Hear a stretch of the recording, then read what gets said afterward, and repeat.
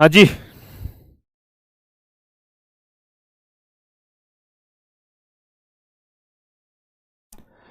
क्या हाल चाल है आप लोगों के? गुड मॉर्निंग सबको, गुड मॉर्निंग। तनिष्का, यशपाल, सुभिका, प्रीति, विश्वास, आकाश, नीतू, सपना गुप्ता, रतन, मीना कुमारी, सबको नमस्कार भाई, सबको राधे राधे, सबको जय श्री कृष्ण। और बताओ, कैसी चल रही है आप लोगों की तैयारियां? हम्म। मीना कुमारी, पूजा गहलोत, वैभव भाट, सुमन कुमारी, खमा गणी भाई, सगड़ा ने खमा गणी। हम्म। सर टेलीग्राम पर एक डाउट डाला था आपने, रिप्लाई हाँ मैंने यहाँ दूंगा फौजदार साहब। आपने वो वही बोला था ना स्टेट वाला कि आपने सन अलग लिखा रखी है और उधर सन अलग आ रखी है।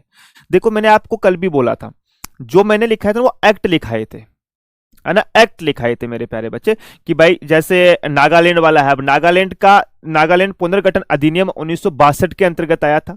अब वो कई जगह 1963 लिखा हुआ होता है, लेकिन पहली बात तो आपको कभी एग्जाम में ये पूछा नहीं जाएगा, ठीक है ना। तो राज्य का गठन तो 1962 में ही हो चुका था, लेकिन 1963 में उसकी प्रशासनिक व्यवस्था बनी थी प्यारे बच्चों, है ना। 1963 में उनकी प्रशासनिक व्यवस्था बनी थी मेरे प्यारे डियर। ठीक है साहब।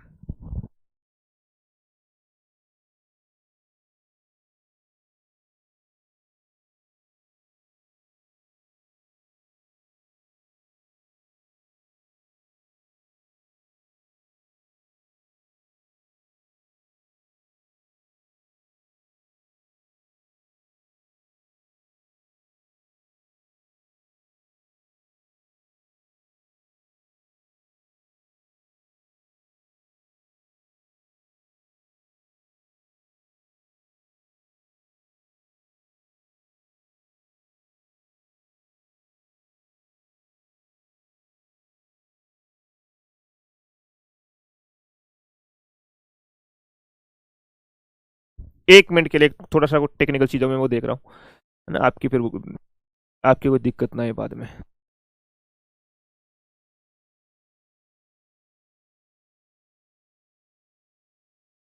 हाँ जी, आ जाओ। लक्ष्मणगढ़ विधानसभा से नमस्कार भाई, नमस्कार। पूजा, वैभव, शिवानी, दीपिका, सुनील, सौरभ, आरुषि, रितु, सौरभ, सबको नमस्कार। चलो, किसी को कुछ पूछना है या करे शुरू हम लोग? हम्म। दीपक, दीपक सर हैदराबाद वाला पॉइंट क्लियर, हैदराबाद वाला क्या पॉइंट था मेरे प्यारे बच्चे? हम्म। हैदराबाद वाला क्या पॉइंट था? ऑपरेशन पोलो चलाया था हम लोगों ने, मैं लिखा चुका था, है ना।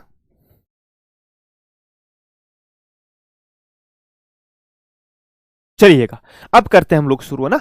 अब हम लोग शुरू करते हैं मेरे प्यारे। देखो तारीखों में आपको मैं एक चीज बता दूं, कई बार क्या होता है कि हालांकि ऐसा बहुत रेयर चांस के अंतर्गत होता है, कुछ एक तारीखें हैं जिसमें थोड़ा सा ऊपर नीचे उतार चढ़ाव है ना। बाकी कॉन्सेप्ट आपको समझ में आना चाहिए। और अब आप बोलोगे सिर्फ तारीख ऊपर नीचे, तो अगर एग्जामिनर के द्वारा पूछ ली जाए तो दोस्त सबकी सब तारीख कभी नहीं पूछी जाती है। जो थोड़ी बहुत ऊपर नीचे विवादित तारीख होती है वो कभी नहीं पूछी जाएगी आप लोगों से एग्जामिनर के द्वारा। इस चीज को हमेशा नोट रखना, ठीक है ना। चलो अब हम चालू करते हैं। और अब एक चीज मैं बता दूं, 20 मिनट तक कोई भी कमेंट मत करना, है ना। 20 मिनट तक, क्योंकि कल एक बच्चे ने मुझे पर्सनल मैसेज भेजा कि सर आप जब लाइव क्लास लेते हो ना तो कमेंट का पेपर लेते हो बच्चों का, तो हम जब क्लास को बाद में लेते हैं ना तो हमारे समस्या होती है, ठीक है।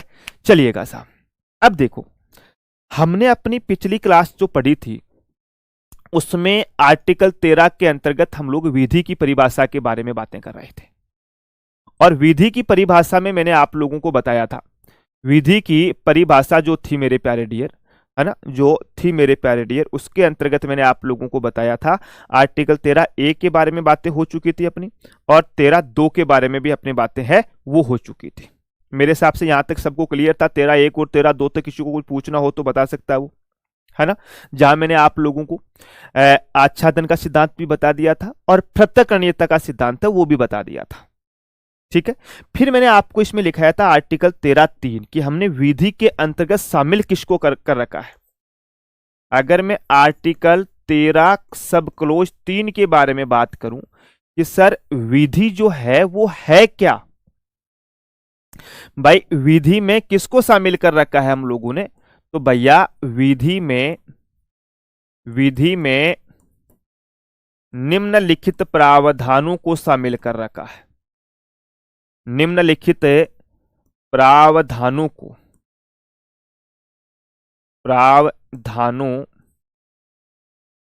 को शामिल कर रखा है। शामिल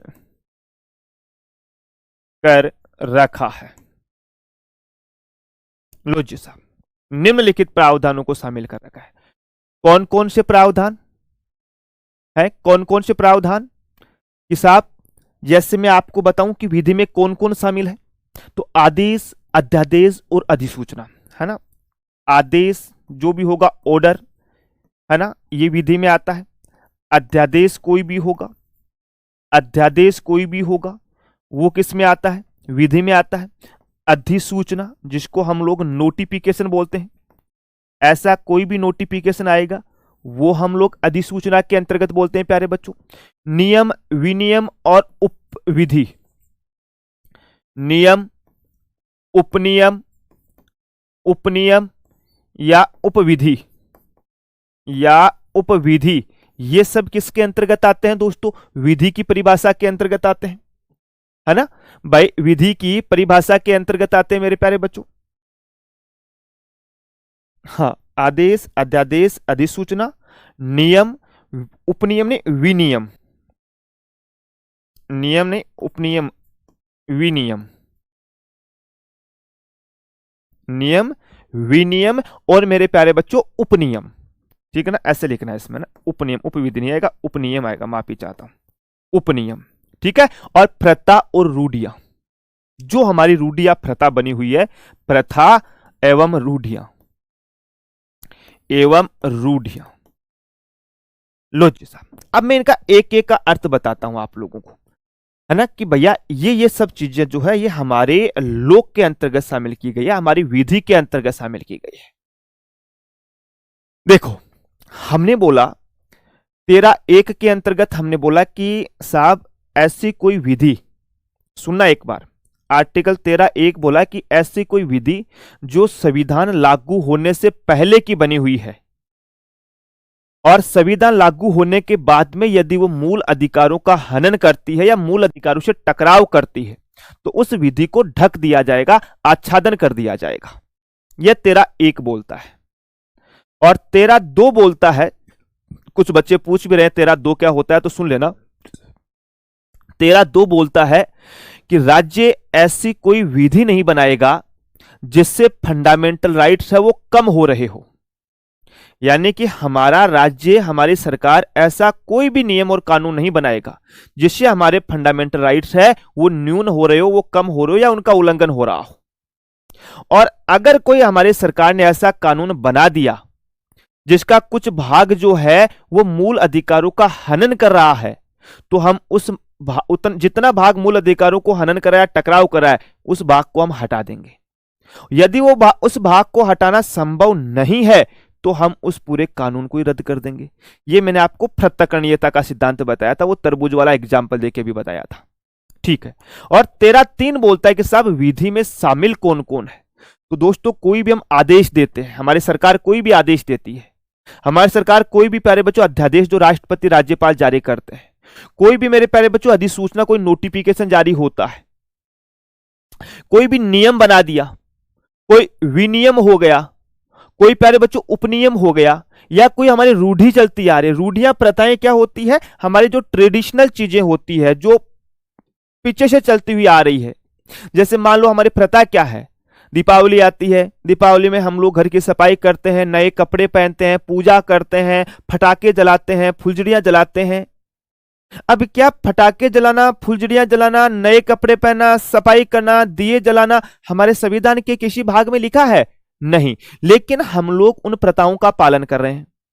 लेकिन आपने एक चीज देखी होगी कि फटाका फोड़ने की वजह से, जैसे दिल्ली जैसे शहर में पोल्यूशन ज्यादा होता है, और पोल्यूशन ज्यादा होता है तो वहां के जो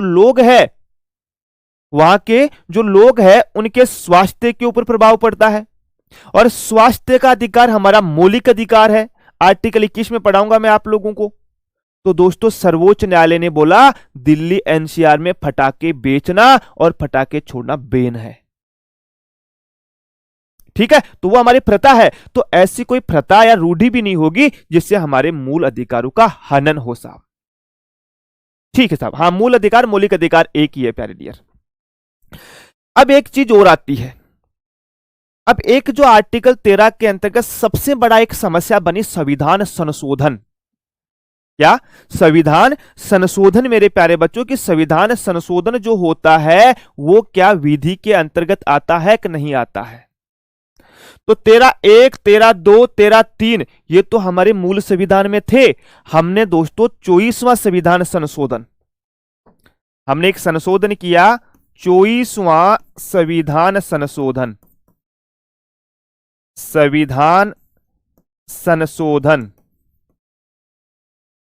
24वां संविधान संशोधन 1971, 24 कॉन्स्टिट्यूशन अमेंडमेंट 1971।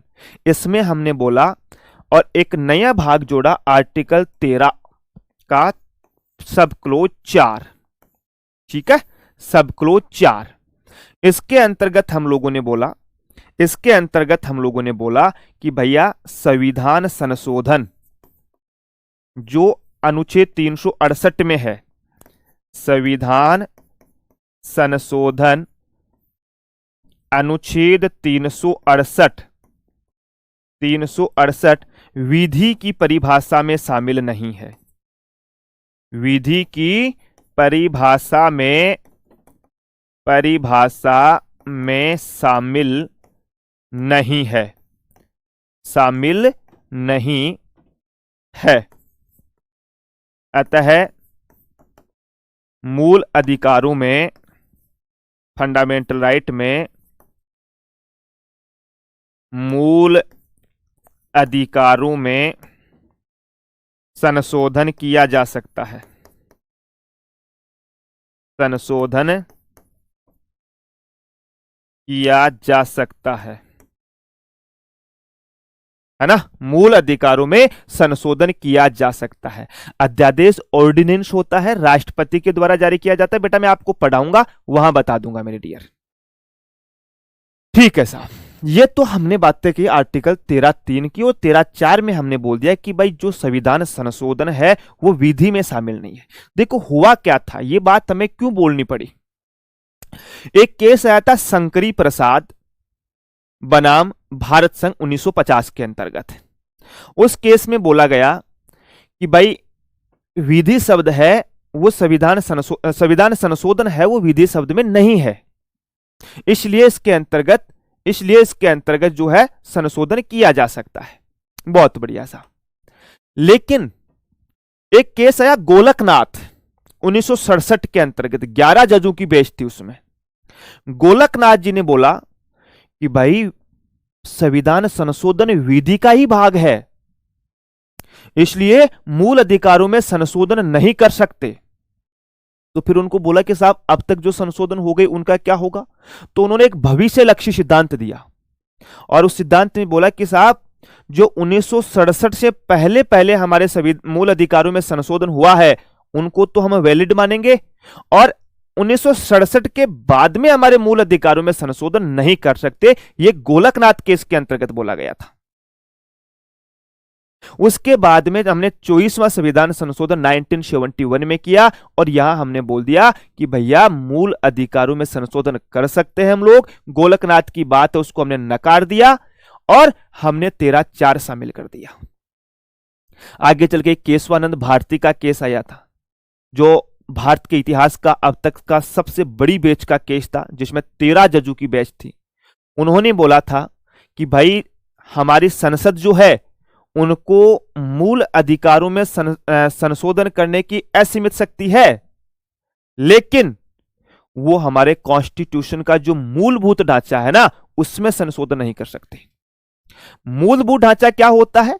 मूलभूत ढांचे का मतलब है मेरे दोस्त, मूलभूत ढांचे का मतलब है मेरे दोस्त कि भैया जैसे मैं एग्जांपल के तौर पे बताऊं कि कोई बिल्डिंग है, उस बिल्डिंग के हम लोग कलर करवा सकते हैं, निपाई पुताई करवा सकते हैं, अगर पुरानी हो गई फर्श टूट गया तो फर्श लगा सकते हैं, लेकिन क्या उसकी नींव के साथ छेड़छाड़ कर सकते हैं? बिल्कुल भी नहीं कर सकते। क्यों? अगर नींव के साथ छेड़छाड़ करेंगे तो बिल्डिंग गिर जाएगी। वैसे ही दोस्तों केशवानंद भारती केस 1973 में बोला गया था कि भैया आप कॉन्स्टिट्यूशन का जो बेसिक स्ट्रक्चर है उसके साथ छेड़छाड़ नहीं कर सकते, बाकी संशोधन कर सकते हो। ठीक है, ये मेरे प्यारे डियर आपका 13-4 था।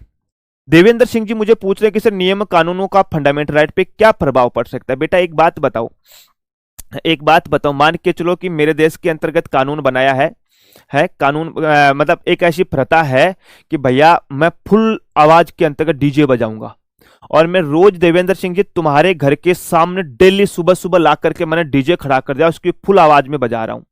क्या आपकी उसका कोई प्रभाव पड़ रहा है? पड़ रहा है ना? वही प्रभाव है कि हम ऐसी कोई प्रथा नहीं होगी, ऐसी कोई रूढ़ी नहीं होगी जिससे हमारे फंडामेंटल राइट्स का उल्लंघन हो। ठीक है, पटवारी एग्जाम में बिल्कुल आया था यहां से क्वेश्चन, तो ये क्लियर हुआ। अब बात करते हैं हम लोग आर्टिकल 14 के बारे में।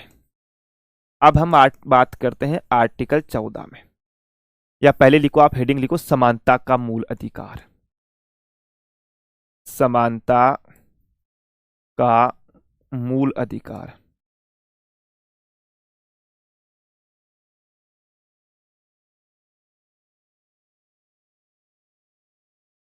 समानता का मूल अधिकार,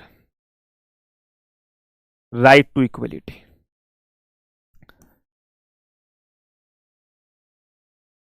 राइट टू इक्वलिटी, ठीक है ना? राइट टू इक्वलिटी क्या होती है? राइट टू इक्वलिटी भाई, राइट टू इक्वलिटी है वो क्या होती है? कौन से आर्टिकल में बात करेंगे हम लोग? आर्टिकल 14 से 18।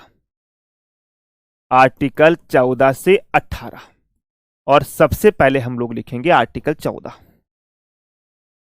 अब इसमें आर्टिकल 14 के बारे में बात करेंगे।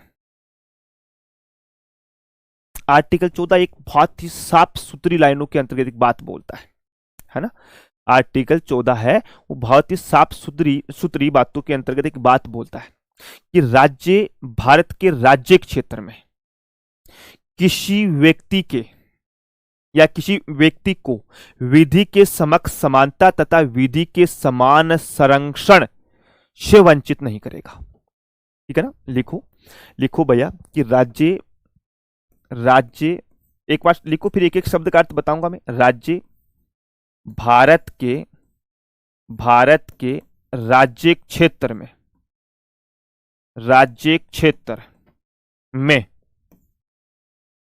व्यक्ति को विधि के समक्ष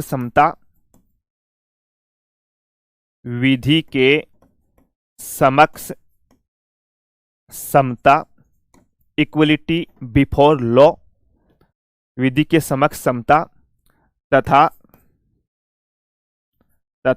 विधि के समान संरक्षण, विधि के समान संरक्षण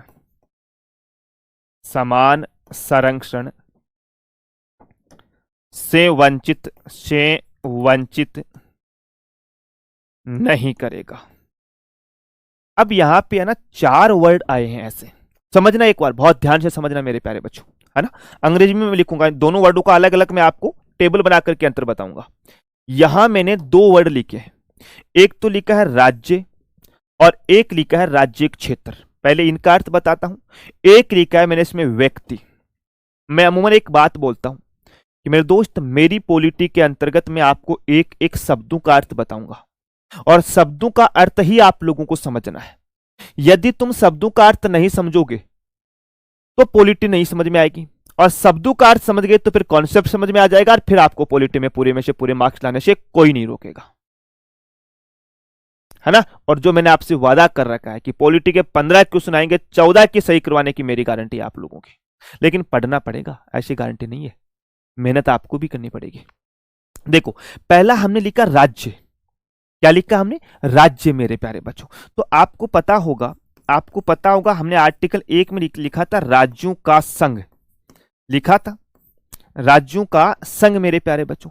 यानी राज्य क्षेत्र का मतलब है हमारे पूरे भारत के अंतर्गत, है ना भैया। इसके अंतर्गत आ रहा है कि अपना 28 राज्य, 28 राज्य और 8 केंद्र शासित प्रदेश, 8 केंद्र शासित प्रदेश, ये किस में आता है? राज्यों का संघ में, यानी राज्य के अंतर्गत। तो भारत के अंतर्गत इन राज्यों में, और एक दूसरा आया राज्य क्षेत्र, दूसरा वर्ड आया है राज्य क्षेत्र, राज्य क्षेत्र। अब राज्य क्षेत्र में कौन कौन शामिल होता है? राज्य क्षेत्र में सभी राज्य शामिल हो जाएंगे, ठीक है ना। उसके अलावा अपना केंद्र शासित प्रदेश शामिल हो जाएंगे, केंद्र शासित प्रदेश शामिल हो जाएंगे, और अर्जित किए हुए क्षेत्र शामिल हो जाएंगे मेरे प्यारे बच्चों। और अर्जित, अर्जित का मतलब है अर्जित क्षेत्र, अर्जित का मतलब है कि वो आज तो हमारे भारत का हिस्सा नहीं है। जैसे मान लो पाकिस्तान है, पाकिस्तान आज तो भारत का हिस्सा नहीं है, लेकिन भविष्य में हमारे मोदी जी का मूड हो गया तो बोल देंगे कि भाई और बहनों, आज रात 8 बजे से हम लोग पाकिस्तान को अपना भारत का अभिन्न अंग घोषित करते हैं, और कल हमारी सेना के द्वारा पाकिस्तान के ऊपर चढ़ाई कर दी जाएगी, बोल सकते हैं मोदी जी भाई। तो भैया ऐसा क्षेत्र जिसको हम भविष्य में भारत में शामिल कर लेंगे वो होता है राज्य क्षेत्र।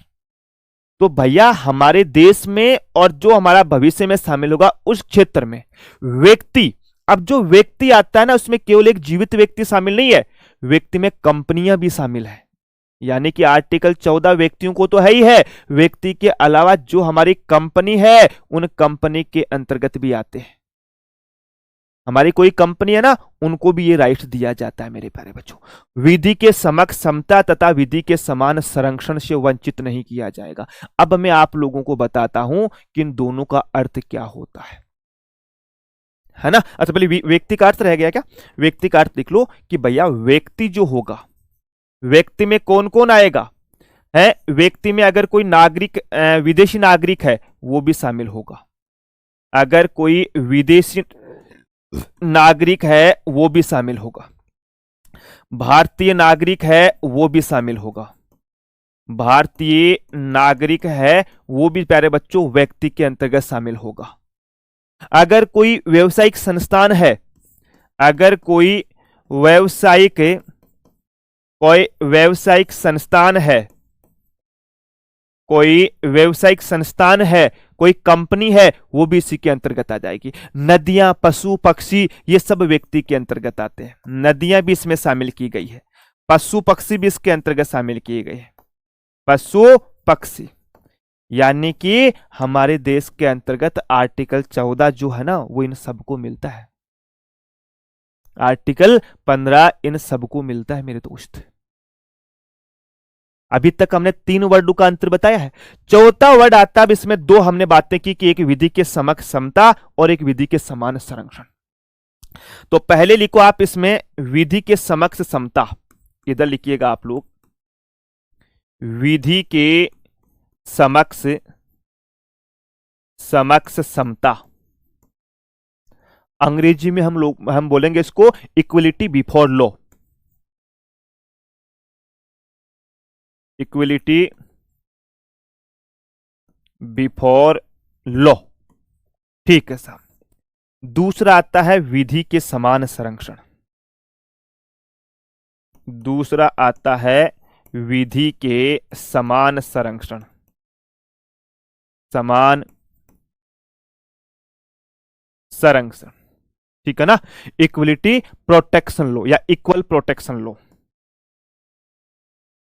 इक्वल प्रोटेक्शन लॉ, लो जी साहब, क्लियर, बहुत बढ़िया जी। ये लो मेरे दोस्त, अब तुम्हें बताते हैं कि ये दोनों है क्या क्या, है ना। ये दोनों है क्या क्या मेरे प्यारे दोस्तों। देवेंद्र सिंह बिल्कुल, अखंड साहब, आरुषि बहुत बढ़िया, सलोनी शाबाश। देखो, पहले हमने बोला कि विधि के समक्ष समता। क्या होता है विधि के समक्ष समता? ये जो विधि के समक्ष समता है ना, ये प्रावधान या ये संकल्पना, ये ब्रिटेन के अंतर्गत है।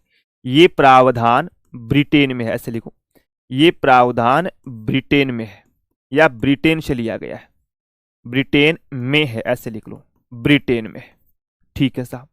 विधि के समान संरक्षण, ये प्रावधान यूएसए में है, ये प्रावधान यूएसए में है, प्रावधान यूएसए में, और हमने इसी को अपनाया है ना, भारत ने इसी को अपनाया है साहब, भारत ने इसे ही अपनाया है, इसे ही अपनाया है, अपनाया।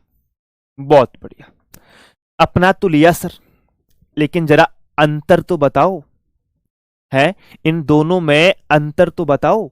तो देखो, पहला बोलता है विधि के समान संरक्षण, सॉरी, विधि के समक्ष समता।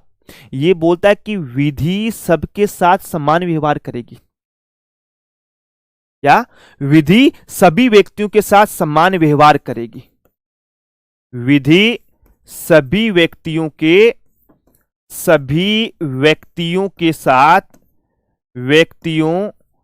साथ समान व्यवहार करेगी साथ। लो जी भाई, अर्थात कोई व्यक्ति का पद है, कोई प्रतिष्ठा है उसकी, वो कुछ भी हो, सबके लिए एक जैसी विधि होगी, चाहे वो प्रधानमंत्री हो, चाहे वो राष्ट्रपति हो, चाहे वो राजा हो, चाहे वो गरीब हो, चाहे वो अमीर हो, कोई भी हो, सबके लिए एक जैसी होगी, है ना। विधि सभी व्यक्तियों के साथ समान व्यवहार करेगी मेरे प्यारे दोस्तों। ठीक है, जैसे मैं आपको बताऊं, अब वो लिखाने की आवश्यकता है कि भाई पद प्रतिष्ठा, इसमें कोई फर्क नहीं पड़ेगा। भाई कोई व्यक्ति है, उसकी जो पद किसी भी पद पे बैठा हो, कोई भी उसकी प्रतिष्ठा हो, चाहे कुछ भी हो, विधि सभी व्यक्तियों के साथ एक समान दृष्टिकोण अपनाएगी। जैसे न्याय की देवी थी, न्याय की देवी के सामने आंखों पे ऐसे पट्टी बांधी हुई थी, है ना, कि भाई इसको कुछ नहीं दिख रहा है, सब एक जैसा है। तो इसमें जैसे एक लाइन में मैं लिखूं तो सभी व्यक्तियों के लिए एक जैसा चालान है, सभी व्यक्तियों के लिए एक जैसा चालान, एक जैसा चालान मेरे प्यारे बच्चों। लो जी साहब, ये इसके अंतर्गत दिया गया है। और ये जो विधि है ना, ये विधि के समान संरक्षण, ये एवी डाइशी के द्वारा संकल्पना दी गई है, एवी डाइशी द्वारा ये संकल्पना दी गई है, संकल्पना। एवी डाइशी जो थे ना, वो ब्रिटेन के व्यक्ति थे, उस कानून के बहुत बड़े जानकार थे, उन्होंने ये बात बोली। अब मैं आपको इसको ना एक बार लिख लो, एक एग्जांपल देके बताऊंगा जो बहुत शानदार तरीके से आपको समझ में आएगा। विधि के समान संरक्षण का मतलब है कि साहब हम तो समान लोगों के साथ समान व्यवहार और असमान लोगों के साथ असमान व्यवहार करेंगे। अब आप बोलोगे सर ये क्या बात हो गई, बताएंगे। ये बोलता है कि समान लोगों के साथ समान व्यवहार, समान लोगों के साथ समान व्यवहार, समान व्यवहार तथा असमान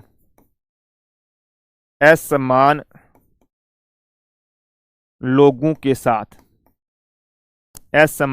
के साथ असमान व्यवहार, असमान व्यवहार। लो जी साहब, मतलब सर हम तो समझे नहीं है।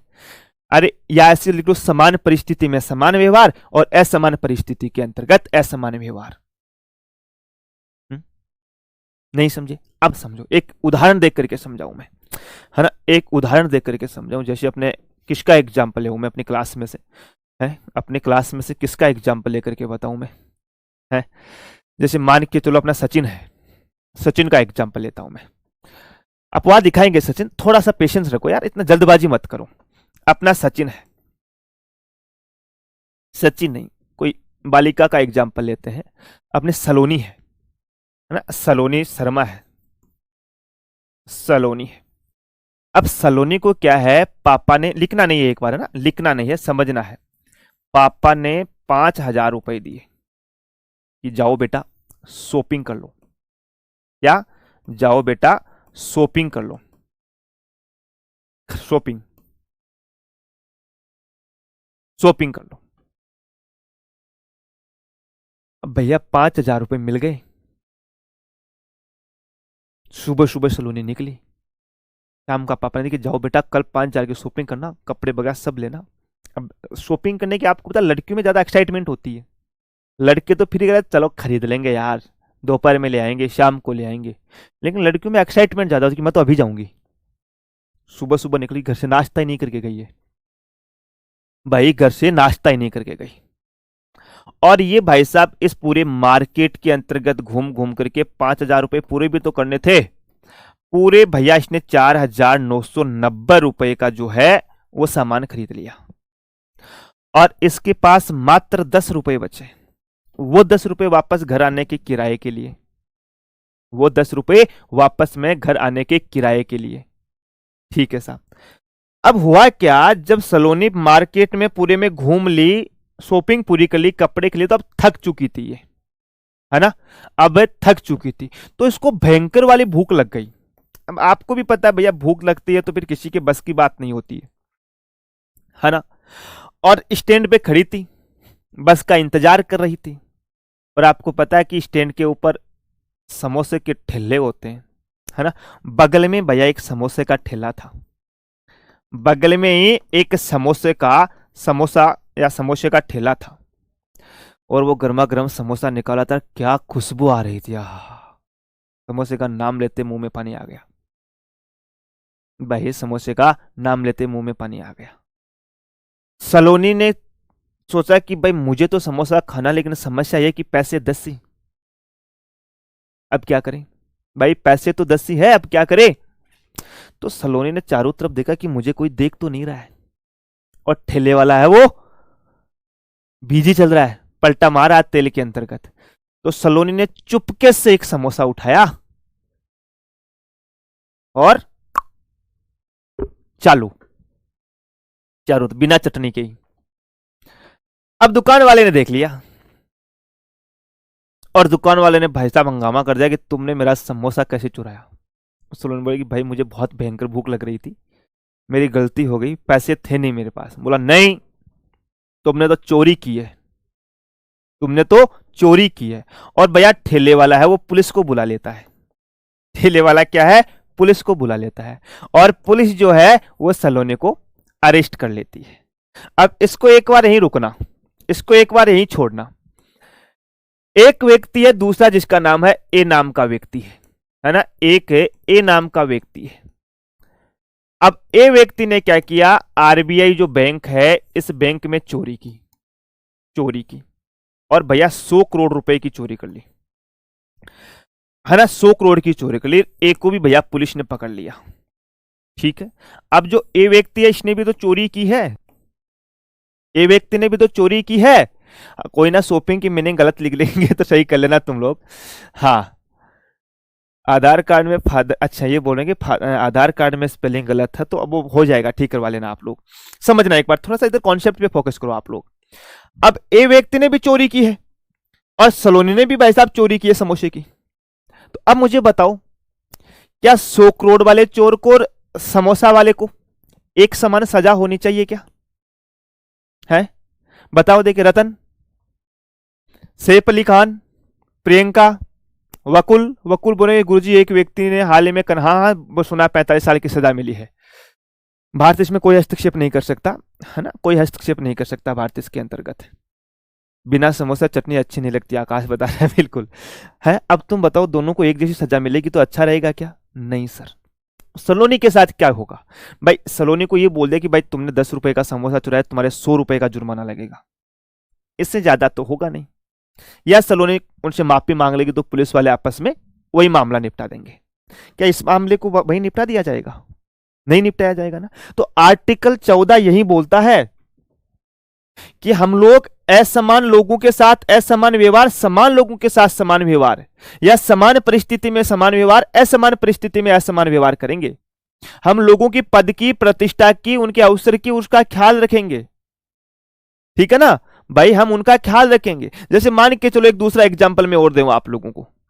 अभी आपकी राजस्थान थानेदार की जो एग्जाम होगी, पीएसआई की एग्जाम होगी, क्या इस पीएसआई की एग्जाम में सबको एक साथ शामिल कर दे कि भाई कोई ओबीसी नहीं है, कोई जनरल नहीं है, कोई एससी एसटी नहीं है, कोई ईडब्ल्यूएस नहीं है, कोई एमबीसी नहीं है, सबकी एक ही मेरिट निकलेगी? क्या ऐसा सही है? नहीं सर, हमने आरक्षण दे रखा है। हमने बोलेंगे कि साहब हम जनरल की मेरिट अलग निकालेंगे, तो जनरल के जितने भी लोग हैं उन सबके साथ एक समान व्यवहार करेंगे।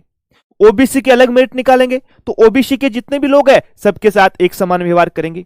एससी एसटी के जितने भी लोग हैं सबकी अलग मेरिट निकालेंगे और एक जैसा व्यवहार करेंगे। That's clear. आर्टिकल 14 में से किसी मेरे प्यारे बालक को कुछ पूछना हो तो पूछ सकता है।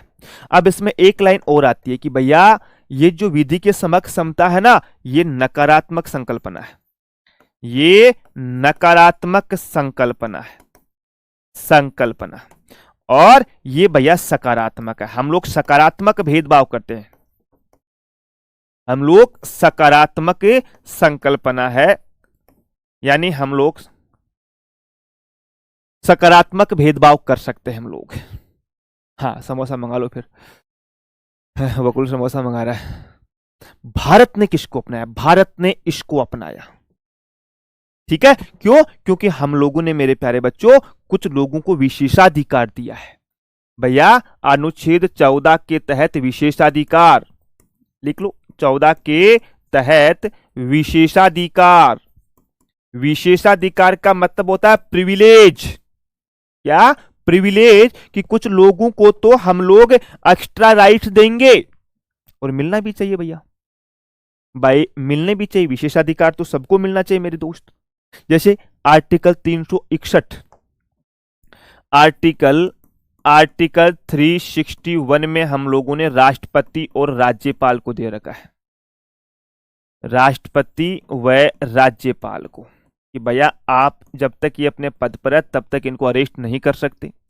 और भैया आर्टिकल 361A जो है इसमें हम लोगों ने मीडिया को दे रखा है कि इनको बोलने की आजादी है। मीडिया को विशेषाधिकार, मीडिया को विशेषाधिकार। ठीक है साहब। मैं तीसरा बताऊं आप लोगों को, आर्टिकल 105 में हम लोगों ने सांसदों को विशेषाधिकार दे रखा है। सांसदों को विशेषाधिकार दे रखा है। ठीक है। और आर्टिकल 194 के अंतर्गत हम लोगों ने विधायकों को विशेषाधिकार दे रखा है। विधायकों को विशेषाधिकार बोले तो प्रिविलेज। ठीक है ना, इनको भी हमने कुछ स्पेशल राइट्स दे रखे। ठीक है, ठीक है साहब। और इनके अलावा मैं बताऊं अन्य विशेषाधिकार, अन्य लोगों में बात करूं, जैसे कोई राजदूत है, उच्चायुक्त है। ठीक है ना, राजदूत है मेरे प्यारे बच्चों, उच्चायुक्त है, या यूएनओ के प्रतिनिधि है कोई, या यूएनओ के प्रतिनिधि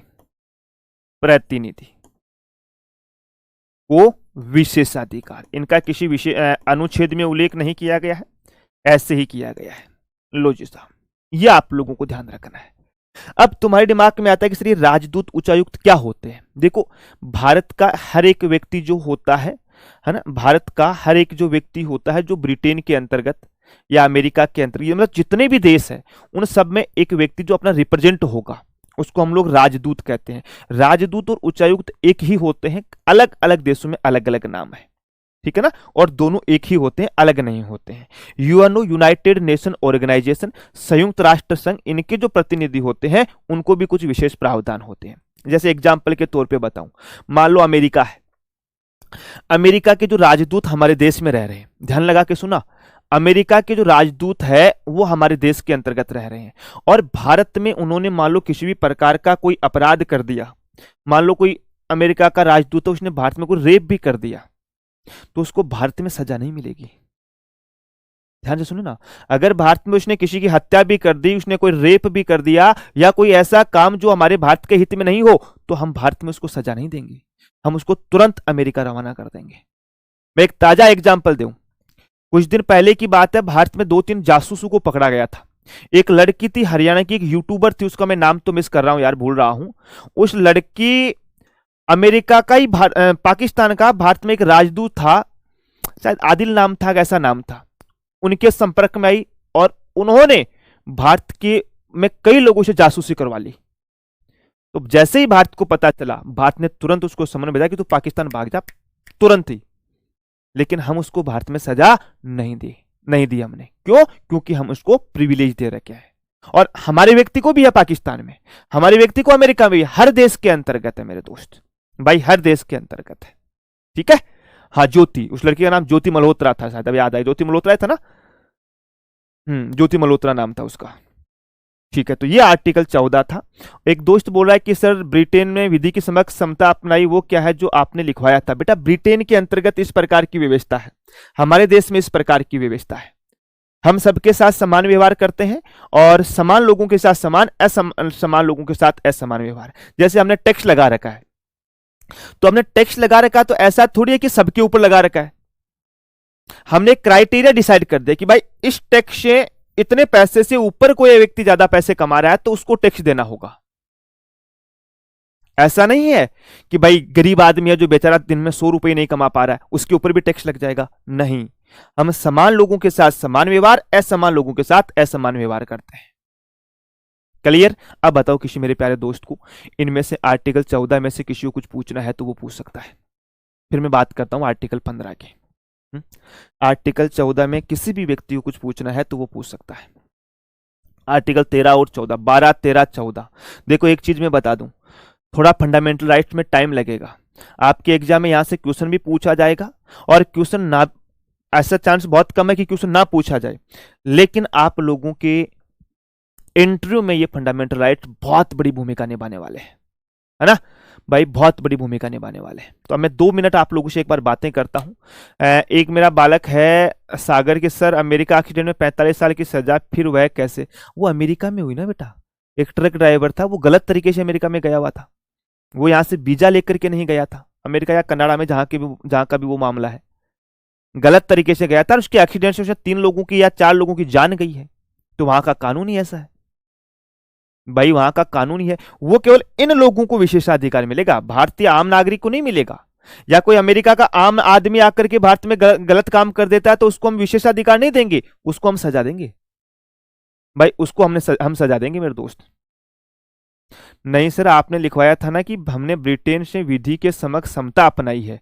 अरे अपनाई मतलब ये अवधारणा हमने ले रखी है, हमने उसको लागू नहीं कर रखा है, संविधान में शामिल, मतलब एक वो कॉन्सेप्ट है ना, वो लिया था हमने उसका।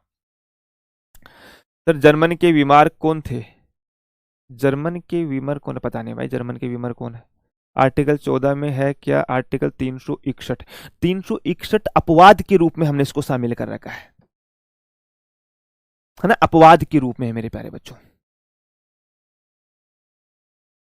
हाँ देवेंद्र सिंह, आर्टिकल 13(3) और 13(4), बेटा 13(3) और 13(4) में देवेंद्र बहुत अच्छी तरीके से समझाया है।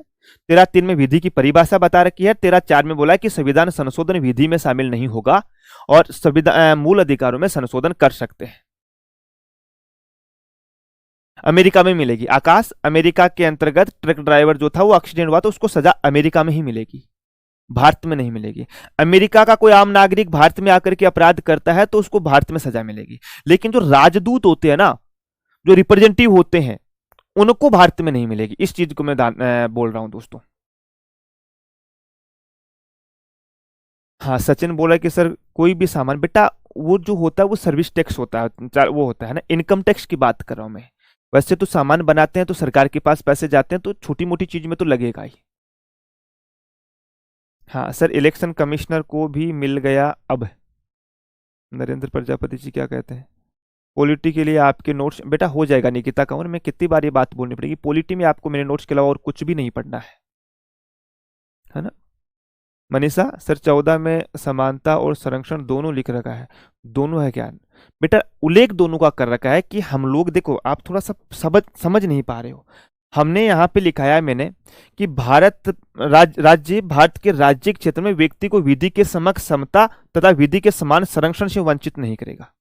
कि जो विधि है ना, उसके तहत ही किसी को कोई वंचित करेगा तो करेगा, इनके अलावा नहीं कर सकता। जो कानून बना है वो सबके लिए बना है, और हमने जो कानून बनाया है वो सबके लिए बनाया है, और साथ में हमने ये चीजें बताई है आप लोगों को कि भैया हम इस प्रकार से व्यवहार करेंगे सब लोगों के साथ, भाई इस प्रकार से व्यवहार करेंगे हम सब। ठीक है, हाँ लो जी साहब, अब बताओ। क्लास सही करो सर प्लीज। क्लास में क्या समस्या आ रही है? बहुत अच्छे से समझ आया मनीषा, बहुत बढ़िया, दोबारा समझा दो, क्या हो जाएगा बता दो, आप ही तो खरे हैं, अभी किसी को प्रॉब्लम तो नहीं है। बेटा देवेंद्र मैंने समझा दिया, एक चीज को मैं कितनी बार बोलूं, आप लोग है ना थोड़ा सा कई बार तो है कि आपको आपका ध्यान होता है ना वो कमेंट करने में ज्यादा होता है, पढ़ने में ध्यान कम होता है। मैंने बताया कि आर्टिकल 13 में हमने विधि की परिभाषा बताई है कि विधि के अंतर्गत हम लोग जो है वो भैया कोई भी आदेश होगा, कोई भी अधिसूचना होगी, कोई भी अध्यादेश होगा, कोई भी नियम होगा, कोई विनियम होगा, कोई उपनियम होगा, कोई रूढ़ी होगी, कोई प्रथाएं होगी, वो सब शामिल करेंगे, और सबका एग्जाम्पल दे दे करके मैंने डियर समझा रखा है।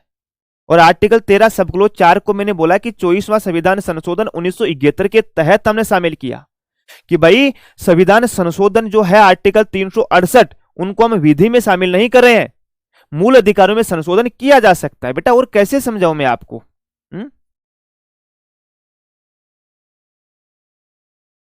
पीएम के लिए राइट है ना मेरे दोस्त, पीएम जो होता है ना प्रधानमंत्री, वो इसी में तो आता है। प्रधानमंत्री जो होता है वो सांसदों के विशेषाधिकार में तो आता है, प्रधानमंत्री सांसद ही तो होता है, एक सांसद के बाद वो प्रधानमंत्री बनता है, मंत्री प्रधानमंत्री इसी में तो आ गया है ना। सपना एमएलए एमपी, भाई विधायक कौन होता है? एमएलए। सांसद कौन होता है? MP, member of parliament, member of legislative assembly. Election commissioner को भी मिल गया स्पेशल राइट की, उस पर कोई केस नहीं होगा। अच्छा अच्छा, हाँ ये बात है क्या नरेंद्र प्रजापति? कोई बात नहीं, हाँ इलेक्शन कमिश्नर भी इसमें शामिल है तो हाँ जी, बढ़िया आया समझ में, अब क्लियर है मामला। अब देखो आर्टिकल 15 तो आज तो होगा नहीं, आर्टिकल 15, 16 ये दो बड़े बड़े आर्टिकल हैं, और फिर थोड़ा बड़ा लगेगा तो हमें आर्टिकल 19, 20, 21, 22 ये थोड़े बड़े हैं, और सब छोटे छोटे आर्टिकल है। 16, 17, 18 बहुत छोटे छोटे आर्टिकल है, 19 भी ज्यादा बड़ा नहीं है, छोटा ही आर्टिकल है।